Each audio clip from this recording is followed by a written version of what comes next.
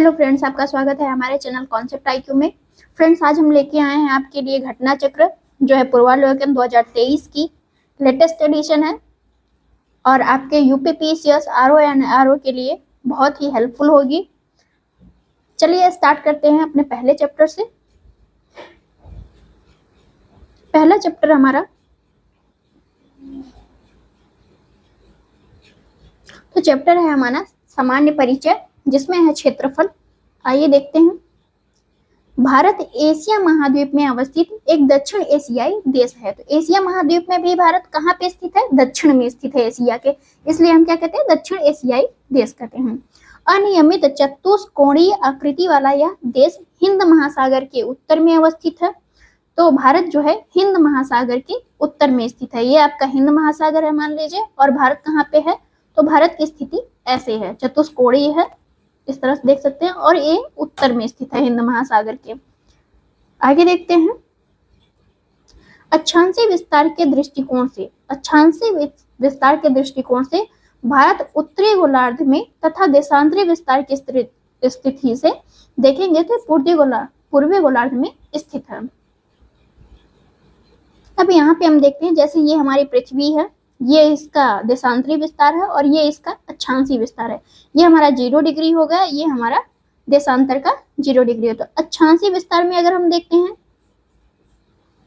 तो अक्षांश में हमारा भारत जो है यहाँ पे है 8 डिग्री 4 मिनट से शुरू होकर कहाँ पे खत्म होता है? 37 डिग्री 6 मिनट पे खत्म होता है। ये हमारा भारत उत्तरी गोलार्ध में हो गया, क्योंकि ये 0 डिग्री से उत्तर में है, इसलिए उत्तरी गोलार्ध में हो गया। देशांतरी विस्तार की दृष्टि से अगर हम देखेंगे तो ये हमारा देशांतरी विस्तार में ये पूर्वी गोलार्ध में आता है। अगर इस रेखा से हम ग्रीनविच रेखा से अगर हम पूर्वी गोलार्ध की तरफ बढ़ेंगे तो इसी साइड होगा, तो ये हम देखेंगे कि हमारा जो भारत है, प्यारा भारत, उत्तर पूर्वी गोलार्ध में स्थित है। आगे बढ़ते हैं। भारत विश्व में क्षेत्रफल की दृष्टि से 7वां बड़ा देश है।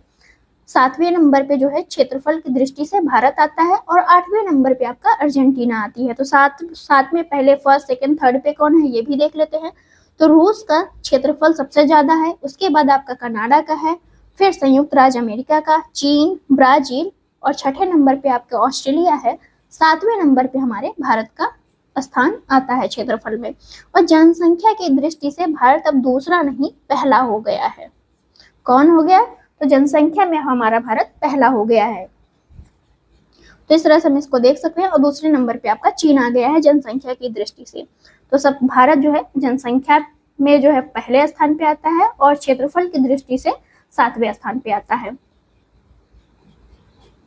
26 जनवरी 2020 से भारत में 28 राज्य और 8 केंद्र शासित प्रदेश हैं। तो टोटल भारत में कितने राज्य हैं? 28 राज्य हैं। और यूटी कितनी है? तो 8 है, यूटी है हमारे देश में। नवीनतम केंद्र शासित प्रदेश कौन सा बना है? तो दादर नागर हवेली और दमन द्वीप को एक साथ लेके इसे टोटल एक यूटी बनाया गया है, जिसे 2 केंद्र शासित प्रदेशों दादर नागर हवेली तथा दमन द्वीप को मिलाकर एक कर दिया गया है। इससे पूर्व वे अलग अलग थे। आगे देखते हैं। इससे पूर्व निर्मित केंद्र शासित प्रदेश जम्मू कश्मीर तथा लद्दाख का निर्माण हुआ था। जम्मू कश्मीर और लद्दाख भी अब यूटी हैं, या केंद्र शासित प्रदेश है। इनका निर्माण जम्मू कश्मीर राज्य के पुनर्गठन के पश्चात किया गया था। भारत का कुल क्षेत्रफल कितना है? तो 32,87,263 वर्ग किलोमीटर भारत का क्षेत्रफल है। ये आपको याद रखना पड़ेगा कि भारत का क्षेत्रफल कितना है? 32,87,263 वर्ग किलोमीटर, जो संसार के समस्त क्षेत्रफल, जितना भी विश्व में क्षेत्रफल है, उसका कितना भाग है भारत? तो 2.4% भारत है उसमें बसा हुआ।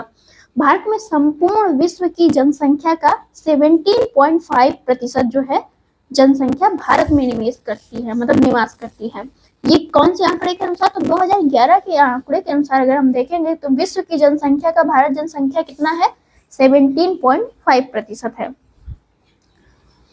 भारत की मुख्य भूमि का विस्तार जो है उत्तर से दक्षिण तक कितना है? मान लीजिए ये आपका भारत है, तो इसका विस्तार क्या है? उत्तर से लेके दक्षिण तक 3214 किलोमीटर। ये भारत का उत्तर से दक्षिण में विस्तार है। और पूर्व से पश्चिम में इसका विस्तार कितना है, तो 2933 किलोमीटर जो है भारत का पूर्व से पश्चिम में विस्तार है। भारत के कुल क्षेत्रफल जिसमें कितना है 32,87,263 वर्ग किलोमीटर में गैर कानूनी ढंग से पाकिस्तान के कब्जे वाला, मतलब पाकिस्तान ने कितने क्षेत्रफल पर भारत कितने क्षेत्रफल पर कब्जा किया हुआ है, तो 78,114 वर्ग किलोमीटर पे पाकिस्तान का कब्जा है। और चीन का कब्जा कितने पे है, तो 5180 वर्ग किलोमीटर पर चीन ने कब्जा किया हुआ है गैर कानूनी ढंग से। अब हम यहाँ पे देखेंगे 2011 के जनगणना के अंतिम आंकड़ों के अनुसार भारत में टोटल गांवों की संख्या कितनी है, तो भारत में टोटल गांवों की संख्या है आपका 6,40,932। आगे चलते हैं। अब हमारा प्रश्न आ गया, ये हमारा 2022 का प्रश्न है, लेटेस्ट अभी जो पीसीएस एग्जाम हुआ है उसमें यह हुआ था। भारत के संदर्भ में निम्नलिखित कथन दिए हैं, उस पर विचार करना है। भारत विश्व का छठा सबसे बड़ा देश है। अभी हमने पढ़ा भारत जो है विश्व का 7वां सबसे बड़ा देश है। कौन सा है, 7वां। संसार का लगभग 2.4% क्षेत्र भारत के अंतर्गत आता है, ये बात भी सही है। कर्क रेखा देश के बीच से गुजरती है जो अक्षांशीय विस्तार को 2 बराबर भागों में बांटती है। तो कर्क रेखा जो है भारत के बीचों बीच से गुजरती है। कर्क रेखा का डिग्री क्या होगा, तो 23.5 डिग्री। भारत पूरी तरह से उष्णकटिबंधीय क्षेत्र में स्थित है, तो भारत पूरी तरीके से उष्णकटिबंधीय क्षेत्र में स्थित नहीं है, क्योंकि उष्णकटिबंध का विस्तार होता है 0 डिग्री से लेके 23 डिग्री, मतलब 23.5 डिग्री के राउंड उष्णकटिबंधीय क्षेत्र का विस्तार होता है। जबकि भारत का विस्तार कितना है, 8 डिग्री 4 मिनट से लेके 37 डिग्री 6 मिनट तक भारत का विस्तार है। तो इस तरह से हम देखेंगे कि भारत जो है उष्ण प्लस उपोष्ण दोनों कटिबंध में विस्तृत है। तो इस तरह से हमारा ऑप्शन हो जाएगा सी। 2 और 3 तो सही है, न फर्स्ट सही है न ही फोर्थ सही है। यहाँ भी हम देख लेते हैं, थोड़ा सा एक्सप्लेन कर लेते हैं। भारत विश्व का 7वां सबसे बड़ा देश है। संपूर्ण भारत का अक्षांशीय विस्तार, संपूर्ण भारत को अगर हम लेंगे तो 6 डिग्री 45 मिनट या 4-5 मिनट से शुरू होकर 37 डिग्री 6 मिनट तक जाता है। जबकि हम मुख्य भूमि लेंगे तो 8 डिग्री 4 मिनट से शुरू होकर 37 डिग्री 6 मिनट तक भारत का उत्तरी अक्षांश का विस्तार जाता है। जबकि उष्णकटिबंधीय क्षेत्र का विस्तार कितना होता है, 23.5 डिग्री उत्तरी तथा दक्षिणी अक्षांशों के मध्य उष्णकटिबंध का विस्तार पाया जाता है। भारत स्थल मंडल के कुल क्षेत्रफल का 2.4% घेरे हुए है। जितना विश्व में स्थल मंडल है उसमें भारत का कितना प्रतिशत है, 2.4% है। कर्क रेखा भारत के बीचों बीच से गुजरती है जो 8 राज्यों से जाती है, जो अक्षांशीय विस्तार को 2 भागों में आपकी कर्क रेखा बांटती है। क्वेश्चन नंबर है 2, निम्नलिखित कथनों में से कौन से भारत के बारे में सही नहीं है। सही उत्तर का चयन करना है हमें। भारत विश्व का 5वां बड़ा देश है, तो भारत विश्व का 7वां बड़ा देश है। यह स्थल मंडल के कुल क्षेत्रफल का लगभग 2.4% जो है घेरे हुए है, तो ये बात भी सही है। समूचा भारत उष्णकटिबंध में स्थित है, ये बात गलत है। समूचा भारत हमारा उष्ण प्लस उपोष्ण दोनों कटिबंध से संबंधित है। 82.5 डिग्री पूर्वी देशांतर रेखा का उपयोग भारतीय मानक समय को निर्धारित करने के लिए किया जाता है, तो ये बात आपका सही है कि 82.5 डिग्री जो रेखा है जिसे हम भारतीय मानक समय रेखा कहते हैं, ये निर्धारित की जाती है इससे भारत का समय। तो इस तरह से आपका ऑप्शन हो गया डी ऑप्शन आपका सही है। 2 और 4 सही है, जबकि फर्स्ट और थर्ड आपका ऑप्शन सही नहीं है। भारत विश्व का 7वां बड़ा देश है।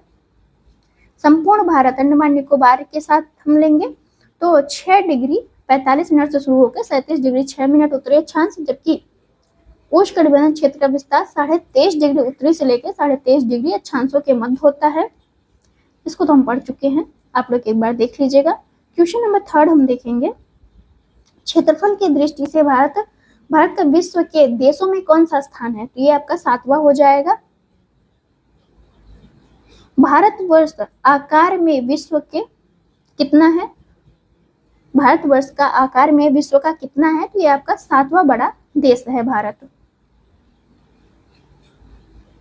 भारत का क्षेत्रफल संसार के क्षेत्रफल का 2.4% है, परंतु इसकी जो संपूर्ण मानव जाति है वो कितना प्रतिशत है? तो संपूर्ण मानव जाति या जनसंख्या का जो है 17.5% होता है। यहाँ पे ऑप्शन नहीं है, इस वजह से हमने इसको लिया है।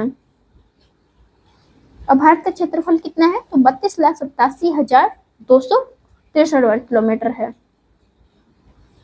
ये 2011 की जनगणना के अनुसार आपका 17.5% है। जैसे ही आपकी 2021 की जनगणना आ जाएगी तो डेटा चेंज हो जाएगा, तो आप लोग देखते रहिएगा। भारतवर्ष में लगभग कितने गांव हैं? 6,46,930 टोटल गांव है भारत में। तो यहाँ पे ऑप्शन आपका डी हो जाएगा, क्योंकि ऑप्शन किसी भी ऑप्शन में ऐसा आंकड़ा नहीं दिया हुआ है। टोटल भारत में कितने गांव है? तो 6,40,932 है। क्वेश्चन नंबर 7 है, निम्नलिखित जोड़ों में से कौन सा सही नहीं है? तो भारत का कुल क्षेत्रफल 3.28 मिलियन वर्ग किलोमीटर है, सही है। भारत का अक्षांशीय विस्तार 8 डिग्री 4 मिनट उत्तर से लेकर 37 डिग्री 6 मिनट उत्तरी अक्षांश पे है। भारत का रेखांशीय विस्तार या देशांतरीय विस्तार 68 डिग्री 7 मिनट पूर्व से लेकर 97 डिग्री 25 मिनट पूर्व में इसका विस्तार है। भारत में टोटल राज्यों की संख्या 26 नहीं है, 28 राज्य हैं और 8 जो हैं यूटी हैं भारत में। तो इस तरह से ऑप्शन आपका डी गलत है, बाकी सभी सही हैं। यहाँ पे आप एक बार देख सकते हैं। भारत के लिए निम्नलिखित कथनों में से कौन सा कथन असत्य है? भारत विश्व का 7वां बड़ा देश है, जी सही है। भारत जनसंख्या की दृष्टि से विश्व का दूसरा राष्ट्र है, अब दूसरा नहीं है, अब ये फर्स्ट पे आ गया है नवीनतम आंकड़ों के अनुसार। इसकी भूमि सीमा का विस्तार जो है 15,200 किलोमीटर है। सर्वप्रथम सूर्योदय इसके मिजोरम राज्य में होता है, तो ये आपका आंसर भी गलत है। डी भी गलत है और बी भी गलत है, क्योंकि आंकड़े अभी आई हैं, अब बुक उससे पहले छप चुकी थी, इस वजह से आपका बी वहां पे सही था। लेकिन अब बी भी गलत है और डी भी गलत है। तो डी क्यों गलत है? क्योंकि सर्वप्रथम सूर्योदय कहाँ होता है? अरुणाचल प्रदेश में होता है। भारत में सर्वप्रथम सूर्योदय अरुणाचल प्रदेश राज्य में होता है। भारत विश्व का 7वां बड़ा देश है और जनसंख्या की दृष्टि से अब जो है पहला हो गया है और दूसरे नंबर पे चीन आ गया है। इसकी भूमि सीमा का विस्तार या स्थलीय सीमा का विस्तार कितना है? 15,200 किलोमीटर। एनसीईआरटी में जो दी गई है वही मानिए आप लोग, 15,200 किलोमीटर। अगला चैप्टर है हमारा अक्षांशीय विस्तार। देखते हैं अक्षांशीय विस्तार के बारे में। भूपृष्ठ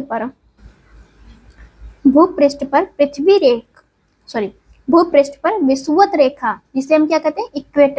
इक्वेटर से उत्तर या दक्षिण, ये हमारा इक्वेटर है। इक्वेटर से हम दक्षिण में आए या फिर उत्तर में जाएं, में स्थित किसी भी बिंदु की पृथ्वी के केंद्र से मापी गई कोणीय दूरी को क्या कहते हैं? अक्षांश कहते हैं। अक्षांश रेखाएं वे काल्पनिक रेखाएं होती हैं जो पृथ्वी के चारों ओर पूर्व से पश्चिम दिशा में विषुवत रेखा के समानांतर खींची जाती हैं।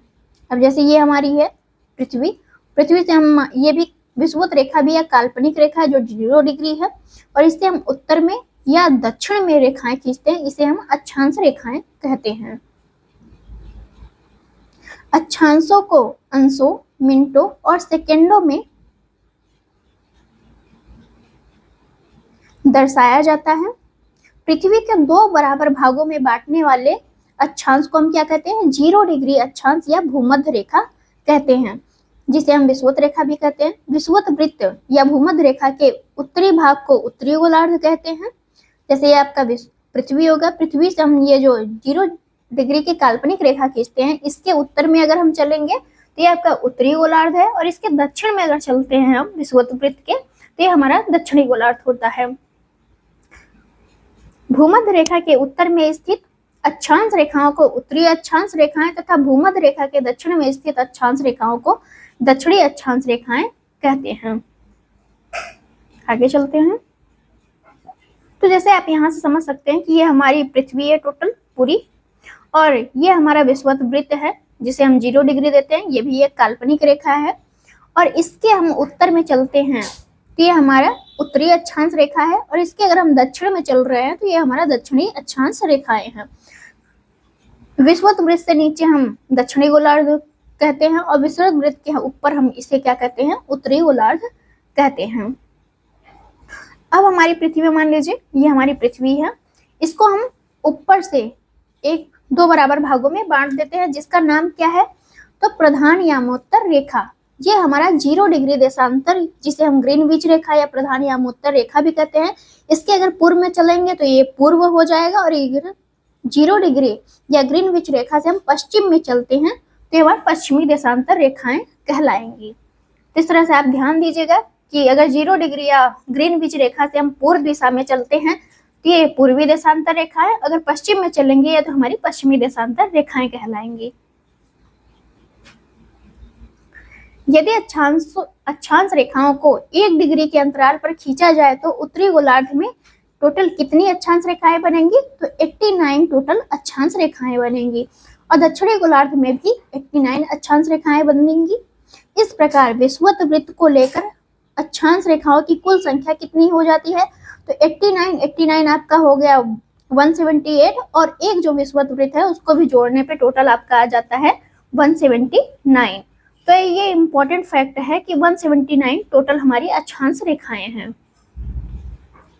किन्हीं दो समानांतर अक्षांश रेखाओं के मध्य की दूरी कितनी होती है, तो 111 किलोमीटर होती है। मान लीजिए हमारी पृथ्वी है, ये हमारा विषुवत वृत्त है, और ये हमारी अक्षांश रेखाएं हैं, अक्षांश रेखाएं, तो इनके बीच की जो दूरी है वो कितनी है, 111 किलोमीटर है। भूपृष्ठ पर उत्तरी ध्रुव एवं दक्षिणी ध्रुव को मिलाने वाली काल्पनिक रेखा जो पृथ्वी को 2 बराबर भागों में बांटती है को हम क्या कहते हैं, प्रधान याम्योत्तर रेखा या ग्रीनविच मीन टाइम कहते हैं इसे। ये जो है उत्तरी ध्रुव किसे कहेंगे हम, ये हमारा उत्तरी ध्रुव हो गया, और ये हमारा दक्षिणी ध्रुव हो गया। इसको अगर मिलाने वाली रेखा को हम क्या कह रहे हैं, ग्रीनविच मीन टाइम कह रहे हैं, या फिर प्रधान याम्योत्तर रेखा कह रहे हैं। यह रेखा लंदन के ग्रीनविच शहर से गुजरती है, तो यहाँ पे मान लीजिए ये लंदन है, यहीं से ये गुजरती है। प्रधान यामोत्तर रेखा को 0 डिग्री देशांतर भी कहा जाता है। यही प्रधान यामोत्तर रेखा को हम क्या कहते हैं, 0 डिग्री देशांतर भी कहा जाता है। और इसके पूर्व में अगर हम चलते हैं तो पूर्वी देशांतर रेखा, अगर पश्चिम में चलते हैं तो पश्चिमी देशांतर रेखाएं कहलाती हैं। तो इस तरह से हम देखेंगे देशांतर रेखाएं समानांतर नहीं होती हैं। अब मान लीजिए यहाँ पे हमारी पृथ्वी है, और पृथ्वी के बीचों बीच ये देशांतर रेखाएं हैं। 2 देशांतर रेखाएं जो है एक समान नहीं होती हैं, मतलब समानांतर नहीं होती हैं। जैसे अब ये देख लीजिए, ये हमारी सारी देशांतर रेखाएं ही हैं। अब देखिए इनके बीच की दूरी जो है, यहाँ विषुवत रेखा पे तो सबसे ज्यादा होती है, लेकिन यहाँ आते आते देखिए एक बिंदु में कन्वर्ट होती जा रही है, तो इसलिए समानांतर रेखाएं ये नहीं होती हैं। ध्रुवों से विषुवत रेखा की ओर बढ़ने पर देशांत रेखाओं के मध्य जो है दूरी बढ़ती है। ध्रुव से अगर हम जैसे जैसे विषुवत वृत्त पे आ रहे हैं तो उसकी दूरी तो बढ़ेगी। विषुवत रेखा पर देशांतर रेखाओं के बीच अधिकतम दूरी कितनी होती है, तो 111.33 किलोमीटर होती है। कि 2 देशांतर रेखाओं के बीच की दूरी कितनी हो जाती है, 111.33 हो जाती है। वो भी ये सबसे ज्यादा कहाँ पे होती है, तो विषुवत वृत्त पे होती है, या विषुवत रेखा पे अधिकतम दूरी होती है। भारत पूर्ण के उत्तरी गोलार्ध में स्थित है। भारत कहाँ पे स्थित है, तो पूरी तरह से उत्तरी गोलार्ध में भारत स्थित है। संपूर्ण भारत का अक्षांशीय विस्तार कितना है, संपूर्ण भारत द्वीपों के साथ अगर हम लेके भारत का अक्षांशीय विस्तार देखेंगे, जैसे ये हमारा अंडमान निकोबार लास्ट में आता है, लक्षद्वीप आता है, तो सबसे दक्षिणी विस्तार क्या हो जाता है हमारा, जो इंदिरा पॉइंट है जो अभी डूब गया है, वहां से अगर हम शुरू करते हैं तो ये हमारा 6 डिग्री 45 मिनट से लेके, और पूरा भारत जो हमारा जम्मू कश्मीर का इंदिरा कॉल है वहां पे हम जाएंगे तो ये 37 डिग्री 6 मिनट जो है उत्तरी अक्षांश में इसका विस्तार है भारत का। इसकी मुख्य भूमि कहाँ से शुरू होती है? तो भारत की मुख्य भूमि जो कन्याकुमारी है, यहाँ से केप अंतरिम जिसे हम कहते हैं, वहां से शुरू होती है। उसका अक्षांश क्या होता है? 8 डिग्री 4 मिनट उत्तरी अक्षांश से शुरू होके कहाँ तक जाएगी? ये पुनः वही 37 डिग्री 6 मिनट उत्तरी अक्षांश तक जाती है। तो इस तरह से हमारा उत्तरी विस्तार हो गया। अब हम पूर्वी विस्तार देखते हैं या देशांतर विस्तार देखते हैं भारत का। 68 डिग्री 7 मिनट देशांतर से 97 डिग्री 25 मिनट पूर्वी देशांतर के मध्य भारत का विस्तार है। तो भारत का विस्तार अगर हम देखें तो ये आपका शुरू हो रही है मुख्य भूमि से 8 डिग्री 4 मिनट से शुरू होकर 37 डिग्री 6 मिनट तक उत्तरी अक्षांश है और 68 डिग्री 7 मिनट से पूर्वी देशांतर से लेके 97 डिग्री 25 मिनट पूर्वी देशांतर तक भारत का विस्तार है। तो भारत का जो विस्तार है वो चतुष्कोणीय है। ये देखिए आप, ये हमारा जम्मू कश्मीर है, ये हमारा गुजरात है सबसे लास्ट पॉइंट, और इधर जो है हमारा अरुणाचल है पूर्व में, और लास्ट में हमारा कन्याकुमारी है। तो इस तरह से हम देखेंगे तो भारत का चतुष्कोणीय विस्तार आता है, इसलिए कहा जाता है कि भारत एक चतुष्कोणीय विस्तार में फैला हुआ है। उष्णकटिबंधीय क्षेत्र का विस्तार 23.5 डिग्री। अब मान लीजिए हमारी पृथ्वी है, ये हमारा विषुवत वृत्त है, यहाँ पे है 23.5 डिग्री। उत्तर में भी हम 23.5 डिग्री बना लेते हैं, 23.5 डिग्री। तो 23.5 डिग्री उत्तरी और 23.5 डिग्री दक्षिणी, इन दोनों को मिला के उष्णकटिबंध का विस्तार कहाँ से कहाँ तक पाया जाता है? तो 23.5 डिग्री उत्तरी और दक्षिणी में उष्णकटिबंध का विस्तार पाया जाता है। अतः भारत का विस्तार कहाँ से है? तो भारत उष्ण प्लस उपोष्ण दोनों कटिबंधों में पाया जाता है, क्योंकि भारत का विस्तार 8 डिग्री 4 मिनट से शुरू होकर 37 डिग्री 6 मिनट तक जाता है।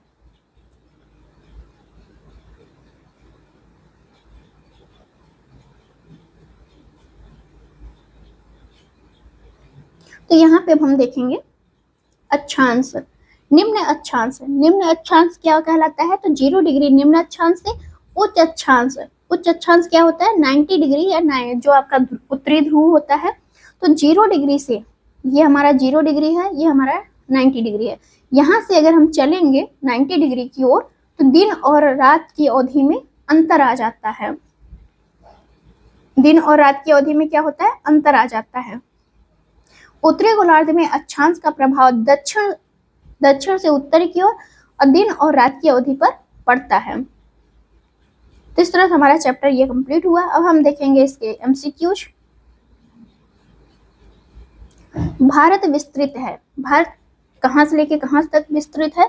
तो हम देखते हैं भारत का विस्तार 8 डिग्री 4 मिनट से लेके 37 डिग्री 6 मिनट तक उत्तरी अक्षांश में भारत विस्तृत है। तो इस तरह से इसका ऑप्शन हो जाएगा डी, कि इसमें कोई भी ऐसा अक्षांश नहीं दिया हुआ है जिसमें भारत का विस्तार दर्शाया गया हो। आगे चलते हैं। भारत की मुख्य भूमि का विस्तार उत्तर पूर्वी गोलार्ध में 8 डिग्री 4 मिनट उत्तर से लेकर 37 डिग्री 6 मिनट उत्तरी अक्षांश तथा 68 डिग्री 7 मिनट पूर्व से लेकर 97 डिग्री 25 मिनट पूर्वी देशांतर के मध्य भारत का विस्तार माना जाता है। कर्क रेखा भारत के लगभग बीचों बीच से गुजरती है। सिक्किम से गुजरने वाला अक्षांश निम्नलिखित में से किस एक से और होके गुजरता है?